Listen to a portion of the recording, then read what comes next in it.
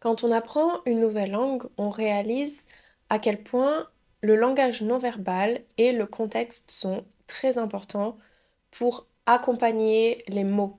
On ne peut pas s'appuyer à 100% juste sur les mots, on a besoin de tout l'environnement. Bonjour, je m'appelle Fanny, je suis française et professeure de français en ligne.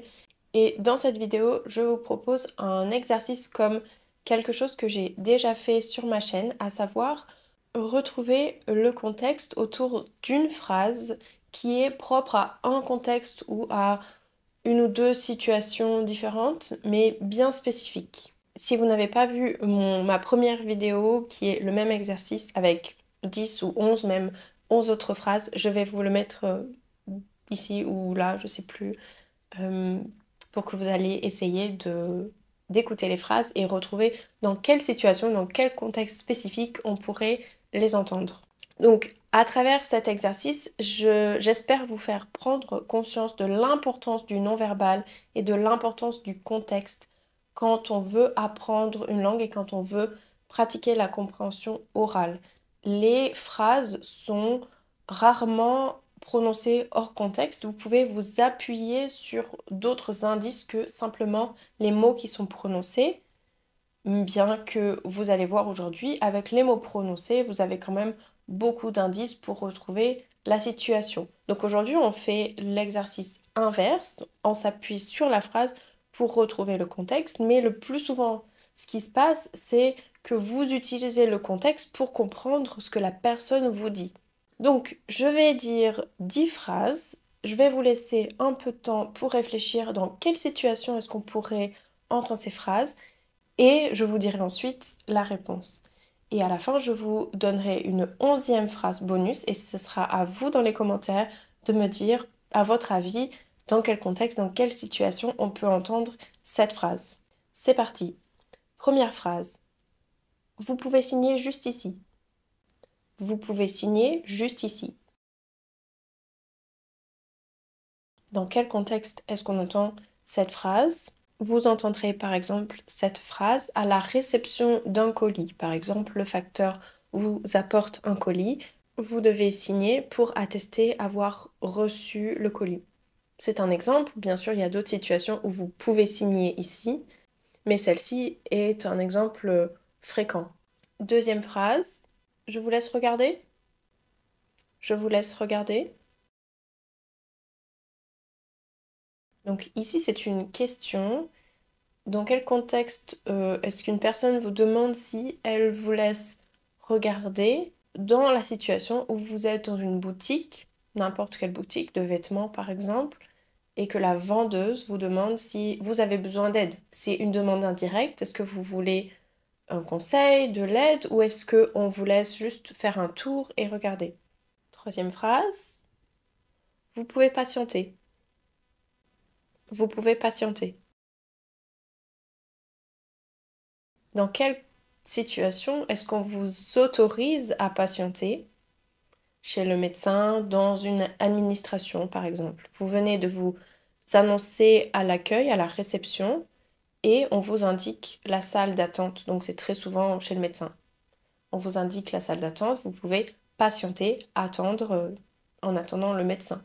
Quatrième phrase, vous voulez un sac? Ou dans le sud de la France, vous voulez une poche? Vous voulez un sac? Dans quelle situation est-ce que vous auriez besoin d'un sac après un achat? Donc, on vous pose souvent cette question dans une boutique. Vous venez de payer.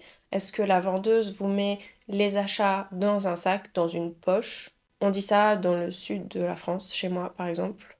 Est-ce que vous voulez un sac pour emporter vos achats?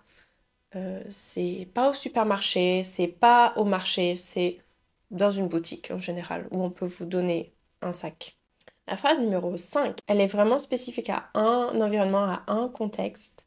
Je vous laisse vous installer au bac. Je vous laisse vous installer au bac. Là, vous pouvez vous appuyer sur le vocabulaire, mais évidemment, vous serez dans la situation où on vous indique le lieu. Les bacs, c'est là où on va vous faire le shampoing chez le coiffeur. Donc c'est souvent la personne qui vous installe chez le coiffeur avant la coupe. Vous allez au bac, vous allez au shampoing aussi pour vous faire laver les cheveux. Là, j'ai vraiment pris une phrase niche. Si vous allez chez le coiffeur, vous entendrez cette phrase. Sinon, il n'y a aucune raison d'entendre cette phrase. Phrase numéro 6. Je vais prendre votre carte grise et votre permis, s'il vous plaît. Je vais prendre votre carte grise et votre permis, s'il vous plaît. Encore une fois, ici, on peut s'appuyer sur le vocabulaire si on le connaît. La carte grise, c'est le papier du véhicule qu'on conduit qui indique l'immatriculation, par exemple, la date d'achat de votre véhicule, de votre voiture. Et le permis, c'est le permis de conduire, c'est la licence qui certifie que vous pouvez conduire un véhicule. Donc, qui est-ce qui peut vous demander votre carte grise et votre permis? C'est lors d'un contrôle de police. Donc, vous êtes arrêté par la police sur le bord de la route pour un contrôle, soit vous étiez en train de rouler trop vite, soit c'est juste un contrôle, une formalité. On vous demande vos papiers. Donc, si c'est pas vos papiers, on vous demande spécifiquement la carte grise et le permis. La phrase numéro 7, c'est un envoi en recommandé. C'est un envoi en recommandé. Encore une fois, on peut fortement s'appuyer sur le vocabulaire si on sait ce que c'est un envoi et en recommandé. Un envoi, c'est une lettre ou un colis, quelque chose que l'on envoie. Donc, on est à la poste nécessairement pour envoyer quelque chose. Et en recommandé, ça signifie que le destinataire, la personne qui reçoit la lettre, le colis, doit signer pour attester avoir reçu le colis. Donc dans cette situation, on est à la poste et on donne une lettre, un colis à la personne au guichet et elle nous demande c'est en recommandé, oui ou non. Je crois qu'on est à la phrase numéro 8. Je vous en ai mis un peu plus. Je vous en ai mis un peu plus. Alors, cette phrase, on l'avait dans le premier exercice un peu différemment. C'était une question, je vous en mets combien? Donc, en mettre, c'est mettre des choses qu'on achète. Donc, par exemple, des œufs, des tomates, du fromage, n'importe quoi. Je vous en mets combien? Et là, c'est je vous en ai mis au passé un peu plus. Donc, en général, quand les quantités comme ça sont pas très précises et pas totalement au gramme près, on n'est pas au supermarché parce que de toute façon, il n'y a personne pour nous servir vraiment au supermarché, sauf si on est au rayon boucherie par exemple. Mais pour que ce soit un petit peu flexible, que la personne décide d'en mettre plus que la quantité qu'on a demandé. Si j'ai demandé une livre de, je sais pas, crevettes et que la personne dit je vous en ai mis un peu plus, je vous fais payer une livre, mais je vous en ai mis un peu plus, on est forcément au marché. En France en tout cas, au marché, les maraîchers sont généreux et parfois ils en mettent un peu plus pour la quantité qu'on a demandé et qu'on va payer. Phrase numéro 9. C'est à qui, s'il vous plaît? C'est à qui, s'il vous plaît? Donc cette phrase, on peut l'entendre dans plein de contextes. Par exemple, quelqu'un qui vous tend un appareil, un téléphone, un sac et qui demande c'est à qui, ça peut être dans plein d'endroits différents. Ici, la question, c'est pas par rapport à la possession d'un objet, c'est à qui, c'est autour de qui. On est dans une situation où il y a une file d'attente et plusieurs personnes assises dans une salle d'attente, par exemple, et une personne vient pour demander c'est le tour de qui. C'est à qui? Par exemple, une administration, un médecin. On est dans une salle d'attente. Et enfin, 10e phrase. Je vous dépose juste ici, ça vous va?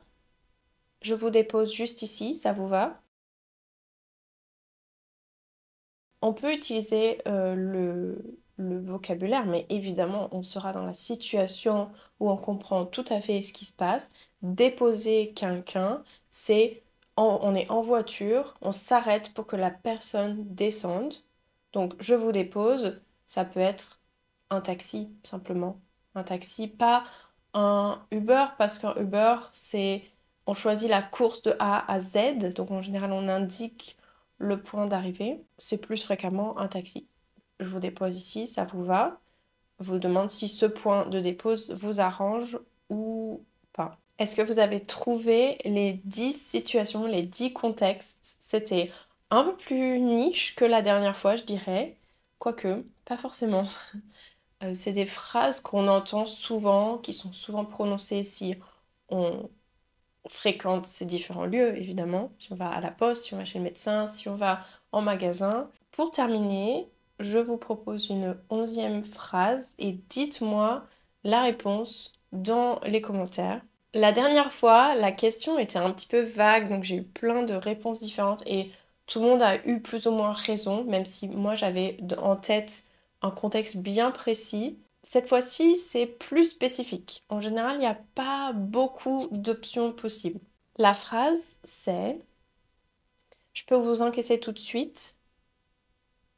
Je peux vous encaisser tout de suite. Donc là, c'est une question. Dites-moi en commentaire, encore une fois, dans quel contexte est-ce que vous pouvez entendre cette question. Et ça sera tout pour cet exercice. J'espère que ça vous a plu. La dernière fois, ça vous avait bien plu. Donc, n'hésitez pas à me laisser un like si ça vous plaît. Si vous voulez plus d'exercices d'écoute dans ce style. Et moi, je vous dis à bientôt pour une prochaine vidéo. Ciao!